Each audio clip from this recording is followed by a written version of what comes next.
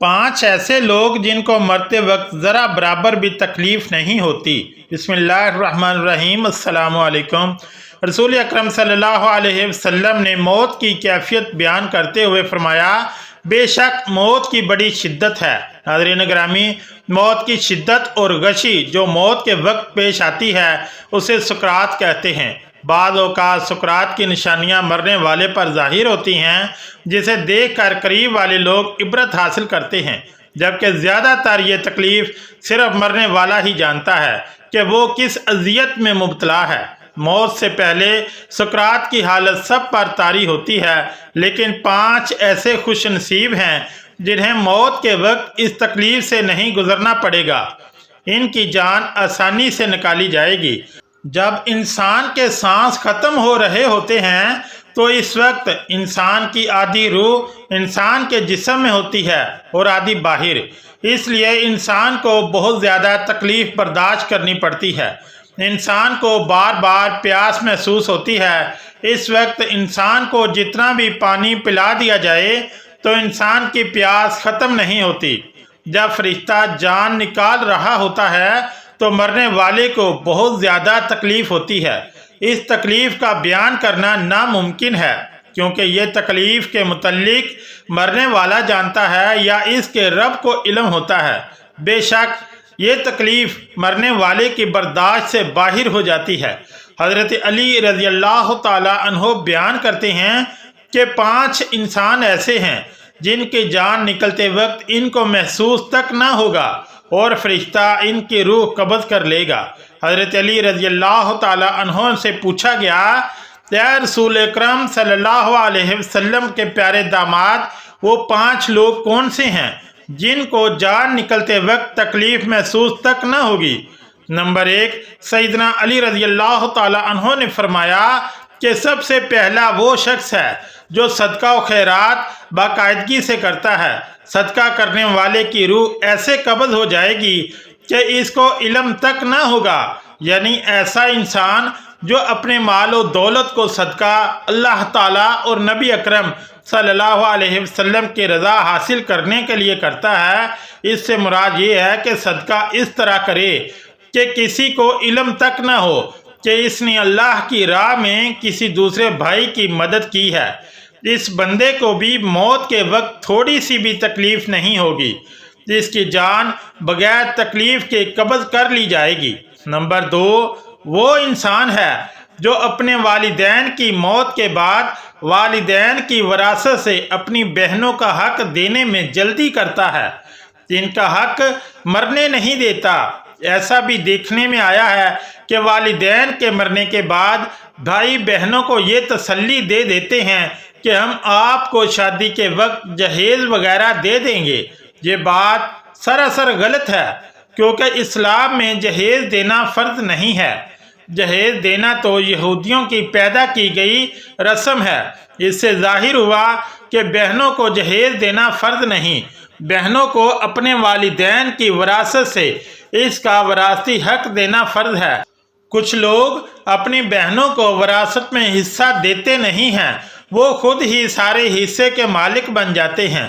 अगर भाई ऐसा करते हैं तो इनको आखिरत में इसका हिसाब देना होगा, जो कि दुनिया में हिस्सा देने से तो भाई बच जाएंगे और आखिरत में इनकी बख्शिश नहीं होगी। हदीसों में बहनों के हक के बारे में बड़ी तफसील के साथ बयान किया गया है। हज़रत सईद बिन ज़ैद रज़ी अल्लाह ताला अन्हो से मरवी है कि नबी अकरम सल्लल्लाहु अलैहि वसल्लम ने फरमाया है कि कोई इंसान थोड़ी सी ज़मीन भी किसी इंसान से जुल्म सितम से छीनेगा तो क़यामत के दिन सातों आसमानों से इतनी ही ज़मीन इस इंसान के गले में तोक बनाकर डाली जाएगी। एक और हदीस हज़रत अनस रज़ियल्लाहु ताला अन्हो से मरवी है कि नबी अकरम सल्लल्लाहु अलैहि वसल्लम ने फरमाया है कि जो इंसान अपने बहन भाई की वरासती हिस्से में हेरा फेरी करेगा तो अल्लाह ताला क़यामत के दिन इसकी जन्नत से मिरास ख़त्म कर देगा। यही वजह है कि जहेज़ की लानत ऐसी लानत है जिस तरह यहूदियों की औरतों को बगैर जहेज़ के कोई कबूल नहीं करता था, آج اسلام میں بھی وہی رسموں نے جنم لے لیا ہے۔ یہی وجہ ہے کہ ہمارے معاشرے میں غریب کی لڑکی گھر بیٹھے بیٹھے ہی عمر رسیدہ ہو جاتی ہے، جس کا کوئی رشتہ نہیں آتا، کیونکہ ہم یہ بات سوچتے ہیں کہ یہ غریب نے اپنی بیٹی کو کیا دینا ہے۔ اس لیے ایسا کہا گیا ہے کہ بہنوں کو جہیز دینا فرض نہیں ہے، بہنوں کو اس کے والدین کی وراثت سے حصہ دینا لازمی قرار دیا گیا ہے۔ اس لیے فرمایا گیا ہے کہ جو بندہ اپنی بہنوں کو وراثت میں حصہ دینے پر جلدی کرتا ہے تو اللہ تعالیٰ اس بندے کی روح ایسے قبض کر لیتا ہے کہ اس کو محسوس تک نہیں ہونے دیتا۔ ایک روایت میں ہے کہ ایک عورت کے بھائی کا انتقال ہو گیا، اس نے کہا کہ مجھے بھی میرے بھائی کی قبر پر لے کر جایا جائے۔ اس کے بار بار ضد کرنے پر اس کو بھی قبر پر لایا گیا۔ اس عورت کی آنکھوں کے سامنے اس کے بھائی کو قبر میں اتار کر دفن کر دیا گیا۔ دفن کرنے کے بعد دعا کرنی تھی۔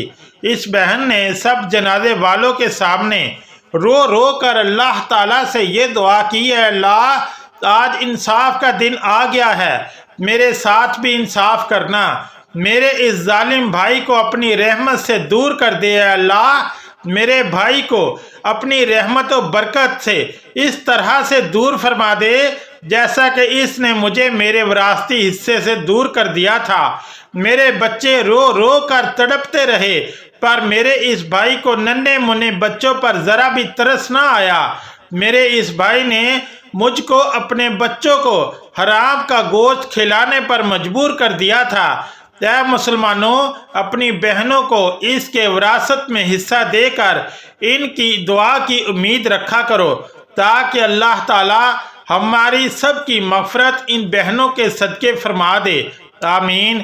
بہنوں کا حق کھانے کو خنزیر کے گوشت کھانے کے برابر کہا گیا ہے۔ نمبر 3، حضرت سیدنا علی رضی اللہ تعالی عنہ نے فرمایا کہ جو انسان اپنے بہن بھائیوں، والدین اور بیوی بچوں کے ساتھ نرمی سے پیش آتا ہے، ان کے ہر دکھ درد میں شامل ہوتا ہے، اپنی فیملی کو حق حلال کی روزی کما کر کھلاتا ہے، اس کی بھی روح قبض کرتے وقت اس کو ذرا برابر بھی تکلیف کا سامنا نہیں کرنا پڑے گا۔ بزرگوں کا کہنا ہے کہ جب گھر میں رزق کی تنگی آنے لگے تو اپنے بیوی بچوں کو کھانے پینے کی چیزیں وافر مقدار میں لا کر دو۔ اپنی بیوی بچوں کو کھانا پلانا پہنانا بھی صدقہ ہے۔ جو انسان اپنی فیملی کے ساتھ خوش اخلاقی سے رہتا ہوگا، جس کی روح قبض کرتے ہوئے اس مرنے والے کو آسانی ہو جائے گی، اس کو تکلیف نہیں ہوگی۔ نمبر 4، حضرت سیدنا علی رضی اللہ تعالی عنہ نے چوتھا وہ انسان بتایا ہے جس کی روح بغیر تکلیف کے قبض کر لی جائے گی۔ وہ ایسا نمازی ہے جو نماز ادا کرتے وقت یہ بات سوچ رہا ہو کہ جو نماز میں ادا کر رہا ہوں وہ میرے نبی اکرم صلی اللہ علیہ وسلم کی آنکھوں کی ٹھنڈک ہے۔ نماز دین کا ستون ہے، نماز انسان کی بخشش کا ذریعہ ہے، نماز مومن کی معراج ہے، نماز ہی ہے جو مسلمان اور کافروں میں فرق محسوس کرواتی ہے۔ ایسے نمازی کی جان بھی بڑی آسانی سے نکلتی ہے، اس کو پتہ بھی نہیں چلتا کہ فرشتہ اس کی جان نکال دیتا ہے۔ نمبر 5، ایسا شخص جو خود بھی قرآن پڑھتا ہے اور دوسروں کو بھی پڑھاتا ہے۔